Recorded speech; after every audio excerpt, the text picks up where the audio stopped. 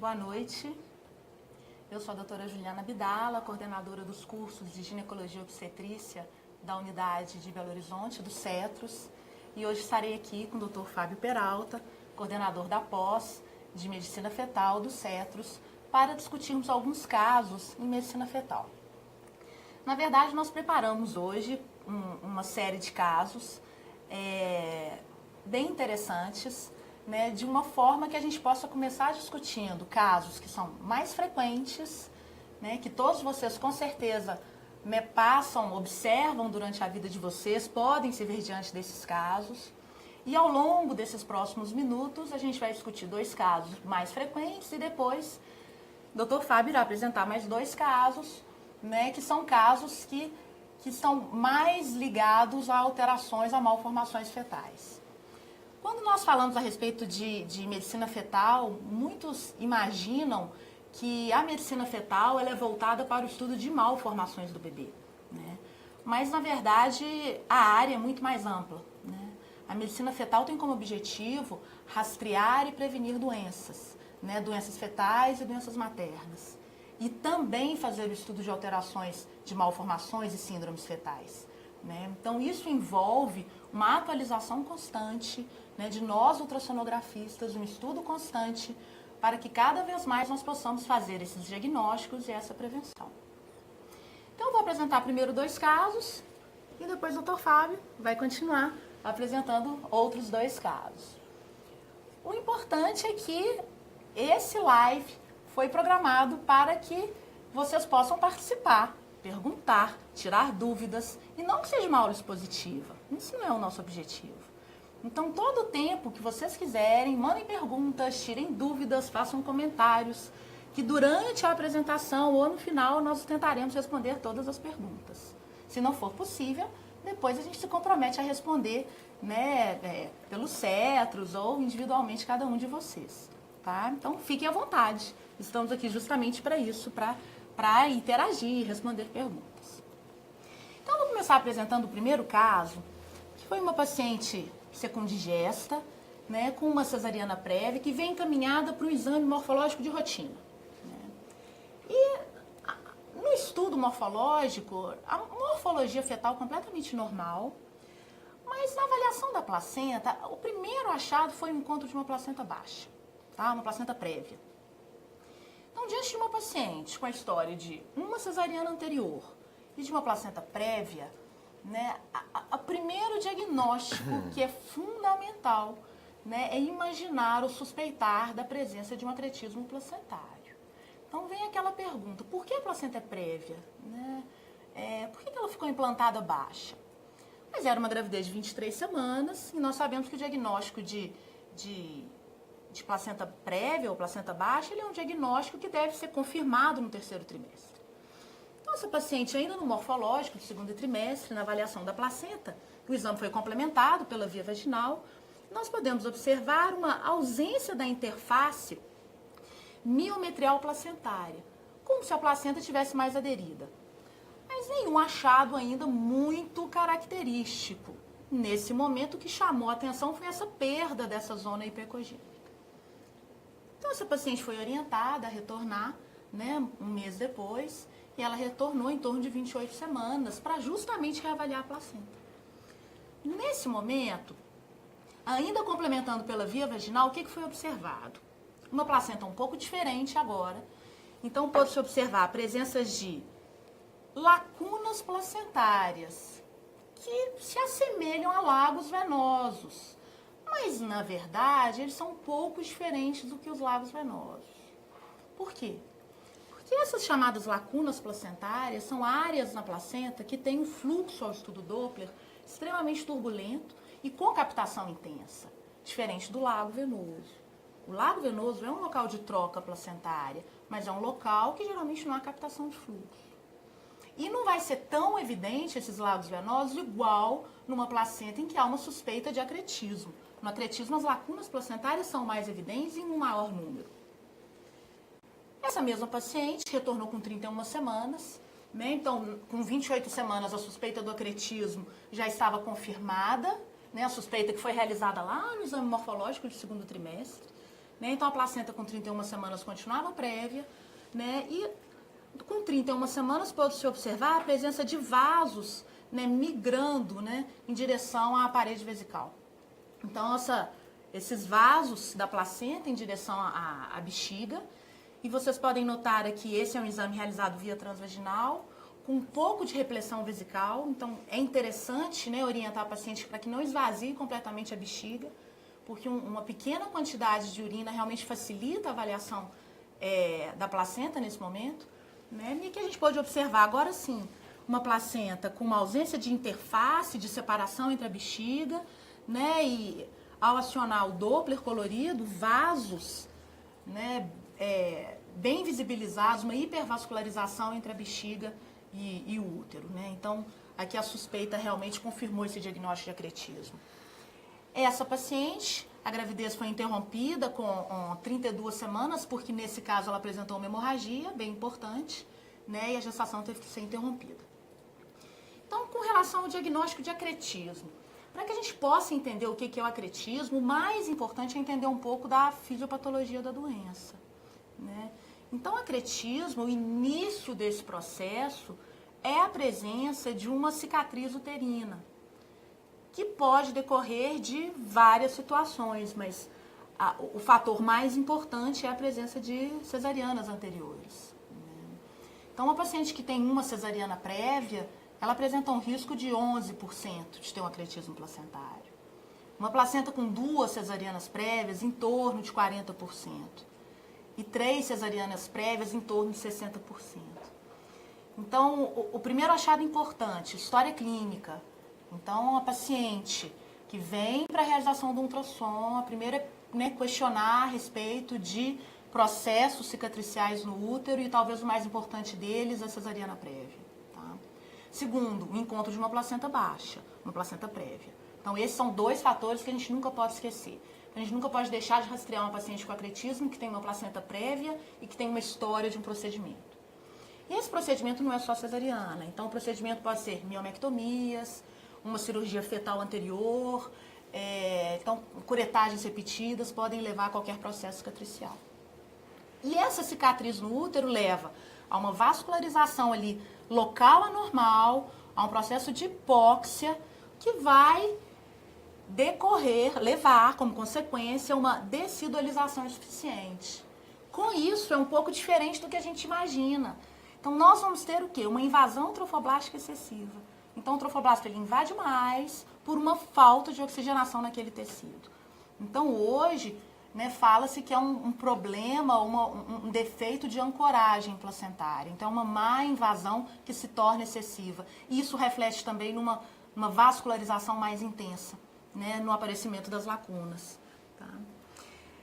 Para que a gente possa identificar o acretismo, é muito interessante a gente treinar, né, a avaliação placentária. Se a gente souber avaliar uma placenta normal.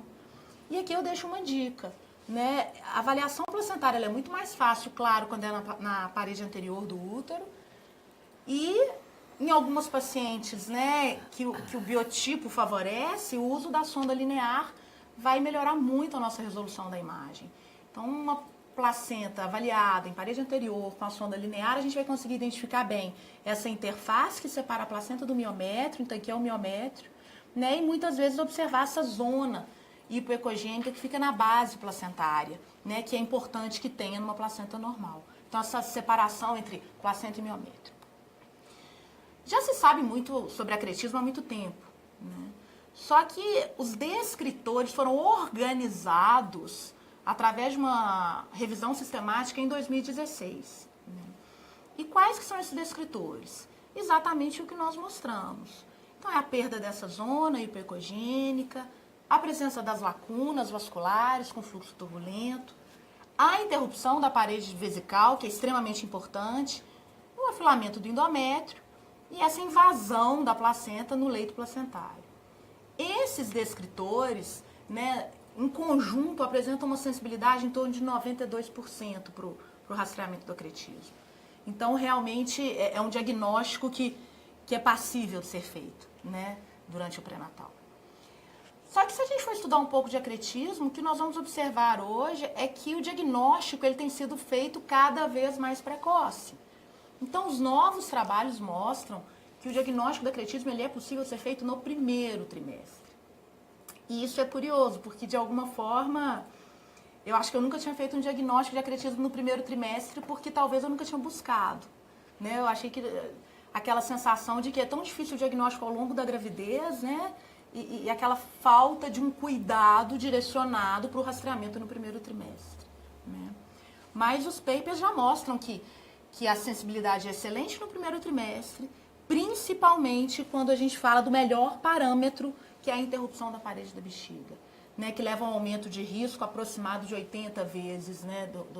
de se ter um acretismo. Então, esse é um fator, o parâmetro talvez mais importante que a gente precisa considerar é sempre essa interrupção da parede da bexiga. Tá? E aí, alguns dias após, né, essa atualização, porque esse estudo que eu estava falando sobre o rastreamento no primeiro trimestre, ele é um estudo que ele saiu em janeiro, ainda nem foi publicado, né?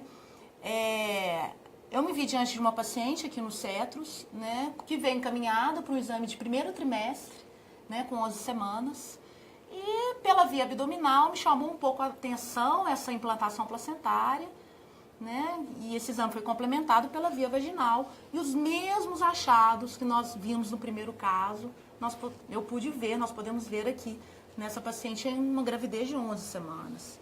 Então, a presença das lacunas placentárias, a interrupção da parede vesical, a bexiga um pouquinho com conteúdo, da mesma forma, né, sem esvaziamento completo. E essa hipervascularização nessa interface, né, útero-vesical. Né? Então, mostrando que é passível se realizar esse diagnóstico precocemente, né, ainda no primeiro trimestre da gravidez.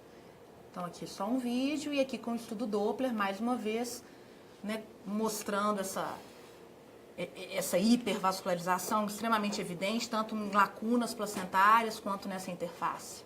Tá?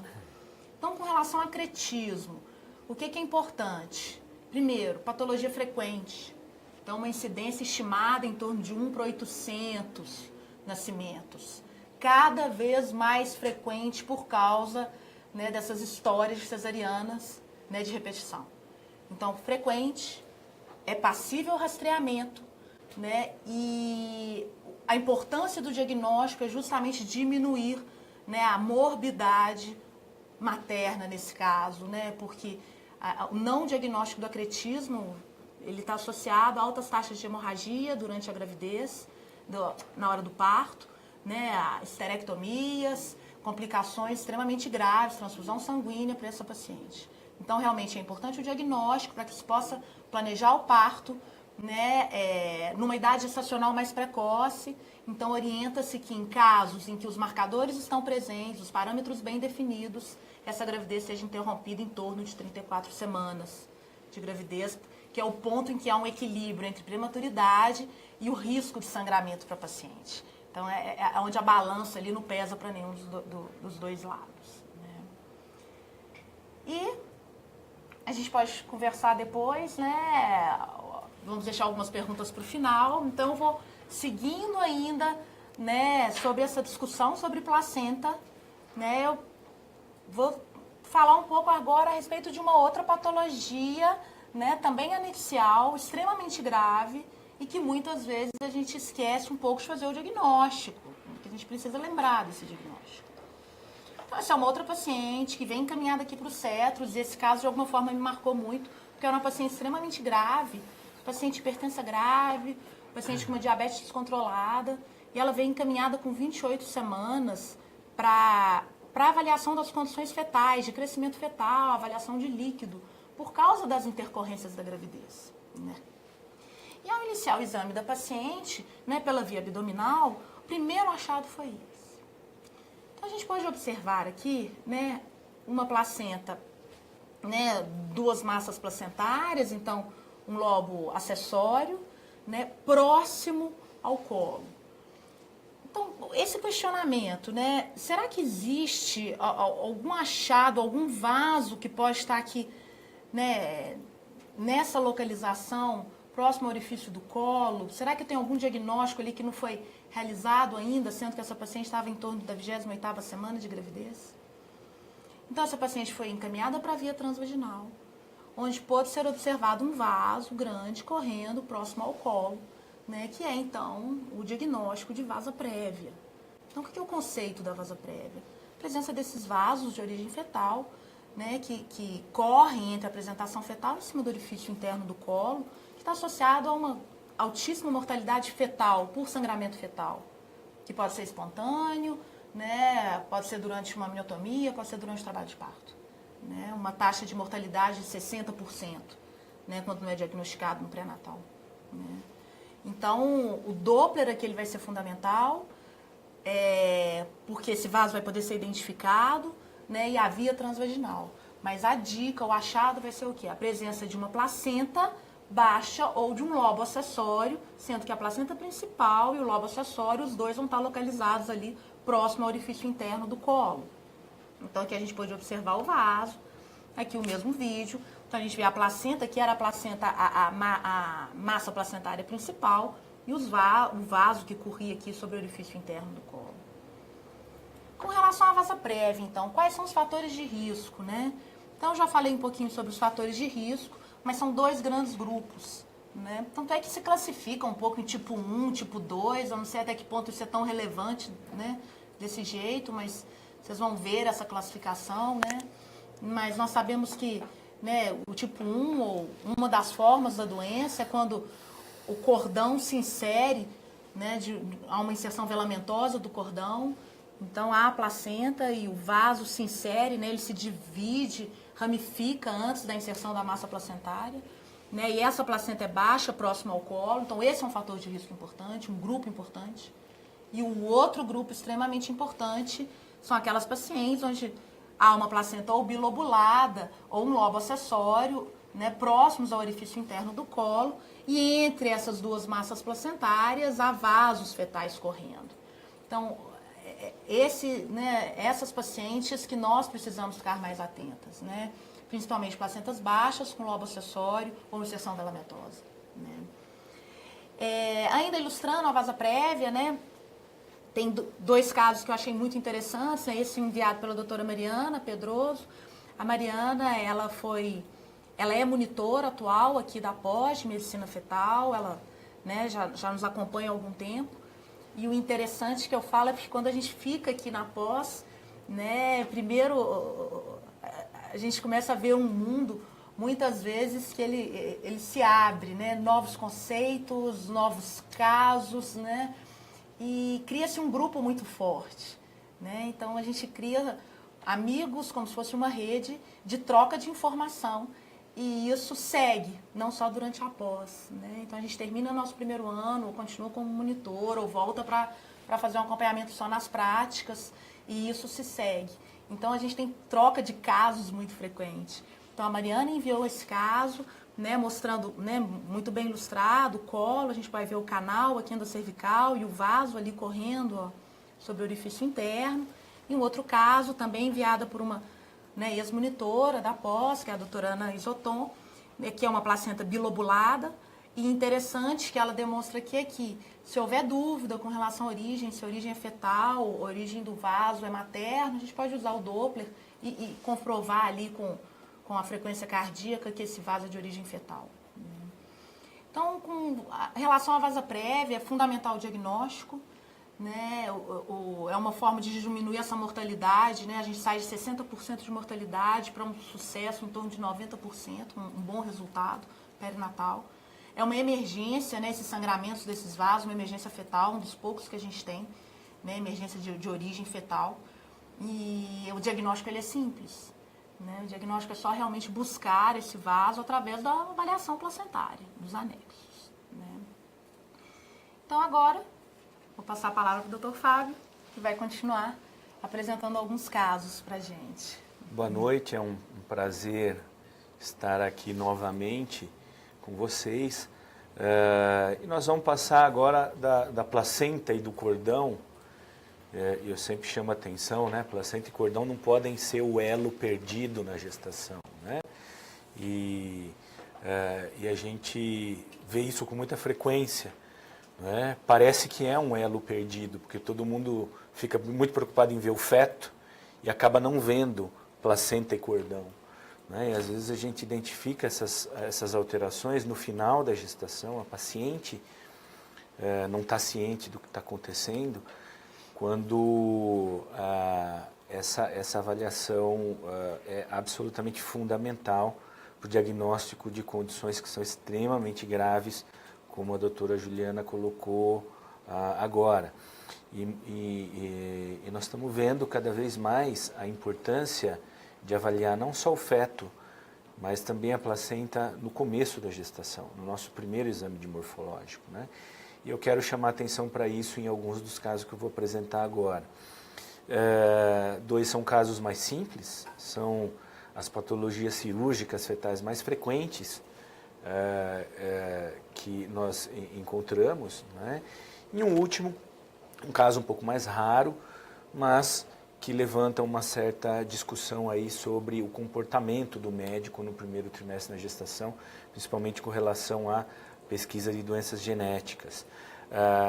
Nesse primeiro caso, foi uma gestante que chegou até nós, com 25 anos, primigesta, 22 semanas de gravidez, e que chegou nessa idade gestacional com uma suspeita feita alguns dias antes de espinha bífida fetal. Né? E tinha um exame de primeiro trimestre sem nenhuma alteração descrita. Então, na ultrassonografia, 22 semanas, nós, começando então pelo polo cefálico, identificamos uma ventriculomegalia e aquela deformidadezinha entre os ossos frontais e parietais, não é? Que a gente chama de crânio em formato de limão. Mas eu chamo a atenção aqui, a primeira coisa é a ventriculomegalia em si. Né? Identificou uma ventriculomegalia, a primeira coisa que o ultrassonografista fetal deve fazer é procurar a coluna. Tá? Esquece o resto, não fica em cima do cérebro, vai olhar a coluna. Por quê? Porque metade das ventriculomegalias fetais são causadas por defeitos de fechamento do tubo neural, na maior parte das vezes defeito de fechamento da coluna. Né? Mas a paciente apresentava essa ventriculomegalia, esse sinal craniano absolutamente típico da espinha bífida aberta, e ao identificarmos, né, as estruturas da fossa posterior, o cerebelo apresentava aquele sinal clássico também, o sinal da banana. Né? Então, esses dois sinais da banana, do limão, foram descritos em 1985 pelo Kyprios Nicolaides, pelo Stuart Campbell, e no segundo trimestre são a marca registrada do bebê com espinha bífida aberta, e é muito fácil de identificar isso. Né? Confirmando isso, nós vamos lá para a coluna e identificamos o defeito, então, de fechamento da coluna. Tudo bem, essa paciente apareceu com 22 semanas e até a preparação, discussão, trâmites burocráticos e tudo mais, ela acabou indo para a cirurgia fetal perto de 24 ou 25 semanas de gestação, quase no limite da época que a gente faz esse tipo de cirurgia fetal, né, de correção de mielo intraútero. Né? Tudo bem, correu bem, e nós vamos discutir um pouquinho sobre essa questão terapêutica depois. Mas eu queria aqui mais uma imagem, né, aqui transversal, identificando os arcos vertebrais abertos, a espinha bífida aberta e tudo mais.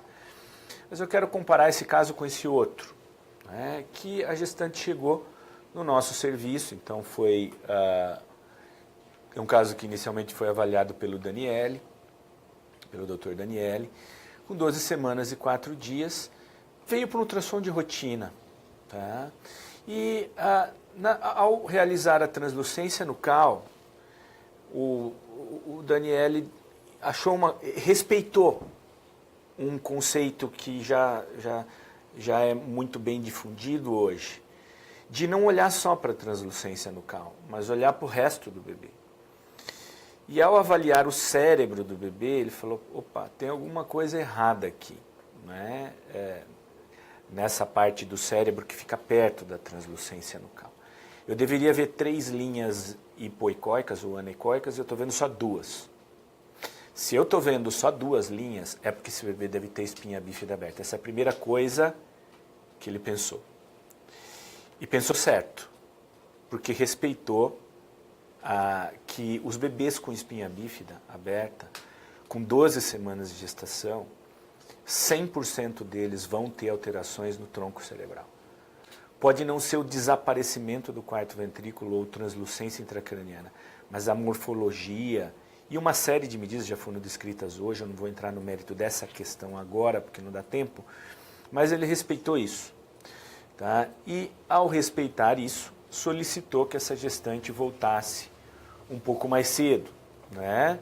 Voltasse perto de 16 semanas de gestação, quando então nós víamos um átrio do ventrículo lateral um pouquinho maior e identificávamos, não é, desculpem, um pouquinho mais do que 16 semanas aqui nessa imagem, 19 semanas, mas ela foi reavaliada com 16 e a espinha bífida já era identificada lá.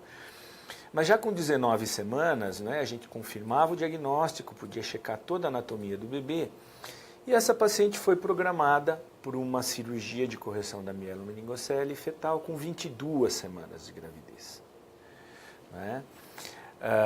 Então aqui está a imagem da lesão, com 19 semanas, tá? E todas as 2 pacientes foram para a correção da mielomeningocele fetal. Essa é a segunda paciente, né? Aqui mostrando, né, o fechamento da pele, no finalzinho da cirurgia de mielomeningocele, uma cirurgia que nós fazemos no nosso grupo por uma incisão mínima no útero de aproximadamente 3 centímetros, com pouquíssimo risco de complicação materna. Por que eu estou chamando a atenção para isso? Né? Porque houve uma diferença no timing aí no diagnóstico e, em consequência disso, um atraso no tratamento da paciente, que de 21 a 22 semanas no segundo caso, quando ela foi para a cirurgia, para quase 26 semanas o tratamento da primeira paciente, que chegou mais tarde. Isso pode parecer não tão importante assim, mas os nossos números, depois de quase 200 correções de mielomeningocele intraútero, nós vemos que as crianças que são operadas intraútero antes de 24 semanas têm menos necessidade de shunt ventrículo peritoneal no pós-natal e têm um desenvolvimento neuropsicomotor global melhor do que as crianças que são operadas depois de 24 semanas de gestação. Então isso para a gente é significativo e é simplesmente uma conscientização de olhar direito para o feto no primeiro trimestre e não pensar só na translucência nucal. Tá? Essa segunda paciente, que foi operada com 22 semanas, no seu segmento já mostrava uma reversão do QARI2. Importante aqui, todo o cerebelo já dentro da calota craniana, uma melhora da ventrículomegalia, o cerebelo todo ele visível por via abdominal, né? Aqui mais uma vez no corte sagital, o cerebelo já todo dentro da calota craniana, e os aspectos tanto da cicatriz uterina, muito pequenininha, né? A gente faz por uma mini esterotomia, e da cicatriz do bebezinho. E aqui chamando atenção para o que eu acho de mais importante nisso. Depois de ter avaliado, né, já dentro do nosso grupo, perto de 200 pacientes que foram para a cirurgia fetal para mielo, é muito frequente nós recebemos a paciente que fez um exame de ultrassom do primeiro trimestre. E na imensa maioria das vezes ela não tem a suspeita no primeiro trimestre, mas a imagem que entrega a mielomeningocele já está lá na translucência nucal. Isso é muito importante. Tá? Um bebê normal, tá? No corte que a gente faz para translucência nucal, no tronco cerebral a gente vai ver ponte, quarto ventrículo, vermes do cerebelo externa magna. Isso é bem diferente disso aqui. Tá? Nós não vemos essa imagem que são 3 áreas hipo ou anecoicas, né? logo acima da translucência nucal aqui, que mostram um tronco cerebral, um cerebelo em desenvolvimento, uma cisterna magna normais. E isso entrega a patologia. Isso facilita muito a vida de quem vai fazer o tratamento e da paciente que almeja por esse tratamento intraútero. Facilita muito. Então vamos olhar além da translucência nucal essas crianças, tá? Esse é um caso mais fácil, mas que eu queria chamar a atenção principalmente para a importância do primeiro trimestre na gravidez, né? Nós reforçamos muito isso para os nossos pós-graduandos, eles veem muito esses casos aqui no Cetros e treinam muito isso e têm pego cada vez mais esses casos mais precocemente e depois eles vêm para acompanhar os casos na cirurgia e continuar o segmento dessas pacientes no local. Tá? Então, Fábio, antes de você encerrar esse caso, chegaram algumas perguntas para a gente aqui sobre ainda esse caso. A doutora Luciana está perguntando qual o melhor período para a correção da espinha bífida intraútero. Tá. Então, Luciana, como eu disse, a cirurgia clássica para o fechamento da mielomeningocele é uma cirurgia que exige a abertura do útero, tá? A gente chama de cirurgia a céu aberto. Em princípio, é a única que hoje tem uma demonstração científica com um segmento mais a longo prazo dessas crianças, que melhora muito o prognóstico da criança com mielo, né? E a cirurgia clássica, então, aberta, é feita entre 19 e 26 semanas de gestação. Na nossa técnica, como a gente faz uma esterotomia um pouco menor, né, que é de no máximo 3 centímetros, a gente consegue operar essas crianças um pouco mais cedo nesse período de 19 a 26 semanas.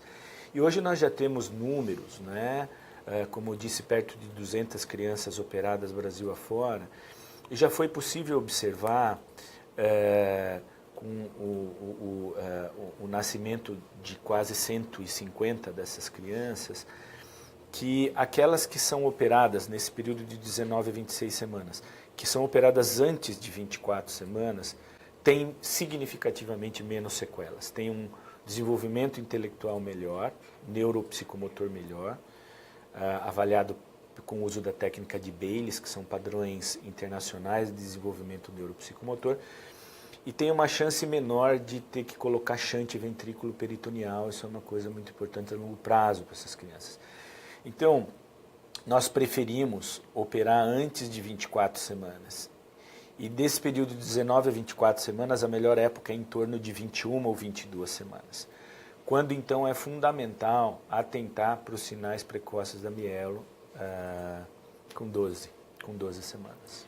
Fábio, já que você está falando um pouco dessa idade de quando operar, eu acho que sempre tem um questionamento de que se essa correção cirúrgica for muito precoce, tem um risco maior de bolsa rota, né, nessa paciente. Então, eu acho que precisa... Fala um pouquinho. Mas não pra tem, gente, tá? né? Não tem, porque independe disso. É muito... Nós observamos também que isso, a estatística está toda pronta, o paper já está pronto para publicação. A nossa idade gestacional média do parto das crianças operadas com a nossa técnica é 36 semanas. E eu percebi que quando a gente opera com 22 semanas, ela nasce com 36. E vai romper bolsa perto dessa idade gestacional. A que nós operamos com 24 ou 26, ela também vai chegar a 36 semanas. A questão, então, é a cirurgia precoce não antecipa a ruptura inflamatória de membranas, mas deixa o bebê mais tempo fora do contato com o líquido amniótico. Por que isso? Porque tecnicamente é mais fácil de fazer a cirurgia perto de 22 semanas de gestação. É mais fácil de suturar a membrana, é mais fácil de operar o bebê, é mais fácil tudo, né? Então, provavelmente por isso, né, essas gestações caminham muito fácil até 36 semanas. Eu acho que por enquanto de espinha bífida as perguntas foram essas, mas no final a gente volta ainda ao tema, né? Sim. Seguindo então agora com um caso que eu acredito que nenhum obstetra, na verdade, tenha a obrigação nem de pensar nisso, né? Que são doenças raras. mas talvez tenha a obrigação de pensar no raciocínio de segmento da paciente. Não é? Que foi um caso compartilhado com um dos nossos amigos, orientadores aqui na pós-graduação, e que em um determinado momento esse caso veio para cá para continuar a investigação. Né?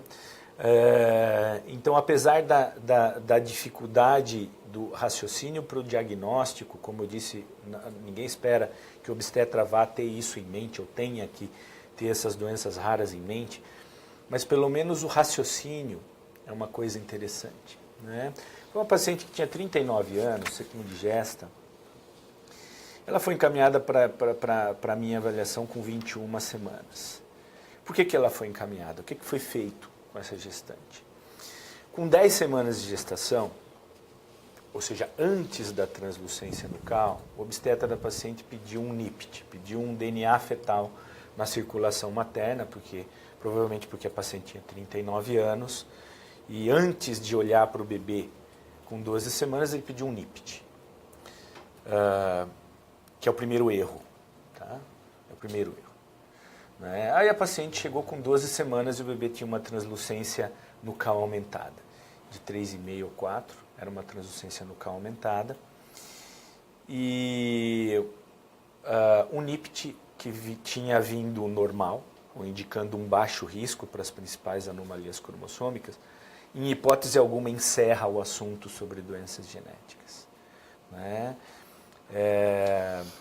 A paciente tem uma translucência nucal aumentada, e a translucência nucal aumentada é um sinal final que decorre de múltiplos mecanismos fisiopatológicos, desde alterações estruturais não associadas a doenças genéticas sem alterações estruturais, as duas coisas misturadas, tá? Há processos infecciosos e tudo mais. Então, essa paciente, uma vez que apresentou uma translucência nucal, ela pegou e foi para uma biópsia de vilo coreal, que veio normal, com 13 semanas. E o material genético foi descartado. Outra coisa que a gente precisa prestar atenção. Né? O material genético dela foi descartado. Tá certo? Tudo bem. Chegou com 20 semanas,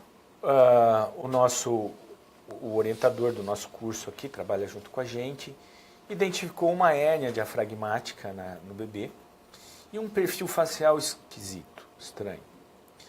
Então, quando a paciente chegou até a gente, né, esses já são imagens do caso feito aqui, o bebê tinha um cérebro normal. Quando nós avaliávamos a face, era uma face realmente, né, bem diferente, né, com um perfil facial bem achatado, uma fronte achatada, né, um queixo mais proeminente.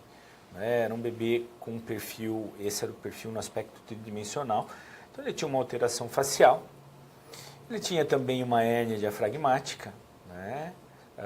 Aqui, esse é o lado esquerdo do tórax, esse é o direito, o coração está rechaçado para a direita pelo fígado, estômago do tórax. O caso foi encaminhado também porque nós realizamos o tratamento intraútero das hérnias, então era um dos motivos do encaminhamento era esse, e prosseguir com a investigação, né? Para ver se a paciente era elegível para a conduta fetal das hérnias, né? Além disso, esse bebê tinha um cistinho na região sacral, tá? Um cistinho na região sacral, e tinha uma mãozinha com os dedos mal posicionados, né? Com os dedos mal posicionados. É lógico que, como eu disse, não é para o obstetra saber o raciocínio para esses casos. Tá? Eu, como acompanho muito as hérnias diafragmáticas, né, diante desse fenótipo, né, eu tenho que pensar em algumas doenças. Eu tenho que pensar em trissomia do 18, que já teria sido descartado no cariótipo feito com 13 semanas. Mas eu tenho que pensar em outras anomalias cromossômicas estruturais. Uma é uma doença que chama Pallister-Killian, a gente sempre tem que pensar nisso, que é uma tetrassomia do braço curto do cromossomo 18, mas é um mosaico que não dá em tecidos fetais, que eu vou pegar no líquido amniótico, né? E uma outra doença, uma doença gênica que dá esse fenótipo também, que é chamada de síndrome de Frins, que é devido a uma mutação em um gene único, e que eu deveria pensar também. Então, veja, se quando foi colhido o material genético dessa moça, tivesse sido atentado para guardar o material genético para outras avaliações, e essa é a segunda mensagem, né? Translucência nucal aumentada, cuidado com DNA fetal na circulação materna. Nós temos que partir para diagnóstico em material genético. E ao colher o material genético, preferencialmente guardar o DNA para futuras avaliações. Porque às vezes o diagnóstico não vai sair no cariótipo simples, eu vou precisar fazer um microarray ou eventualmente uma pesquisa gênica. Então o que aconteceu aqui? Não foi guardado o material genético dela diante de uma translucência nucal aumentada com 13 semanas. Deveria. Eu tive que colher de novo. E ela foi para microarray, né? E o microarray mostrou realmente, né, que esse bebê tinha 4 braços curtos no cromossomo 12, tá? Confirmando o diagnóstico de uma doença que a gente chama de palisterquilha, tá certo? Que é uma doença letal. Então, há algumas mensagens com esse caso. Primeiro, faça a translucência nucal antes de pedir DNA fetal na circulação materna. Segundo, translucência nucal aumentada é um fenótipo que pode refletir vários mecanismos fisiopatológicos diferentes e pode requerer investigações genéticas que vão além do cariótipo. Então, ao colher o material genético para esses pacientes, de preferência o DNA deve ser guardado para futuras investigações. Tá? Muito obrigado pela atenção, nós estamos à disposição aí para as discussões e para responder as perguntas. Então, na verdade, tem várias pessoas aí nos assistindo de todos os locais aí do Brasil. Então, Montes Claros, Bauru, Divinópolis, uma lista bem grande, República Dominicana. Então, a gente gostaria de agradecer a todos esses que estão aí participando. Já chegaram várias perguntas, então a gente vai tentar responder algumas delas, né? Então, eu vou responder algumas de acretismo, depois a gente vai respondendo de espinha bífida e a gente vai se alternando, né? A doutora Carol Trindade fez uma pergunta bem interessante, né, sobre acretismo. Se a avaliação do Doppler na placenta posterior tem o mesmo valor, né? Primeiro, para talvez a nossa sorte, né? Claro que na parede posterior vai ser muito menos frequente, né, o acretismo, porque ele é mais frequente na cicatriz cesariana, mas claro que ele pode estar presente, né, se for por uma curetagem repetida, miomectomia, né? Mas os critérios, os parâmetros são os mesmos. Mas, nesse caso, a gente tem que discutir um outro aspecto que eu não falei durante a apresentação, que é onde entra aí a ressonância para o acretismo, né? Então, discute-se muito se ele é um método complementar, se ele auxilia no diagnóstico, né? E a gente sabe que o ultrassom e a ressonância eles vão ter a mesma sensibilidade para o diagnóstico, né? Então, a ressonância ela é mais um auxílio, mas o diagnóstico ele é realizado por ultrassom. Quais seriam, então, algumas indicações de ressonância? Talvez uma placenta localizada na parede posterior, pela dificuldade técnica em sonar, né? Ou pacientes né, que têm um biotipo mais difícil de avaliar, então a gente pode ter, talvez, um papel definido ali da ressonância, né? Então, ela entra muito mais como complementar. Então, o diagnóstico ele é ultrassonográfico, mas talvez um caso individualizado de uma placenta posterior de difícil avaliação, ela pode auxiliar no diagnóstico. Juliana, só um pouquinho nesse ponto da ressonância. É importante saber que a ressonância magnética é operador dependente também, né? Não é a ressonância magnética, é quem vai fazer a ressonância magnética, né? Então, numa última revisão da literatura sobre ressonância magnética e ultrassom, quando feito por observadores experientes, é uma meta-análise, na verdade, isso que deve ter saído no final do ano passado ou anterior. Eles mostram que a sensibilidade tanto da ressonância magnética quanto do ultrassom, em meta-análise, gira em torno de 92%, 93%, com uma especificidade muito alta, que vai para 97%. Mas isso, os trabalhos salientam bem, que na ressonância magnética, se você também entregar na mão de um cara que está começando a ver imagem, ele também vai se embananar com o diagnóstico da placenta creta, né? E talvez uma algumas situações seja realmente útil. Uma paciente muito obesa, com dificuldade de acesso à imagem, né? E também a ressonância pode ajudar no grau de invasão dos tecidos adjacentes ao útero. Então isso é interessante também. Não é? Eu tenho como hábito, sempre que possível, na minha paciente com acretismo, pedir uma complementação da ressonância. Isso é um hábito meu, não é? Nos serviços privados onde eu vou. A não ser que eu veja que a invasão é muito pequena, né? Que não existe um percretismo, né? Tudo bem. Mas se a placenta atravessa todo o miométrio, eu tenho como hábito solicitar a ressonância como um complemento, né? Mas isso é mais uma opinião. E na verdade a gente falou muito do acretismo grave, né, Fábio? Mas quando a gente avalia a placenta, você pode ter áreas focais de acretismo, né? Que não vai ser um quadro tão evidente. Então é interessante sempre avaliar, porque você pode ter áreas focais. Né?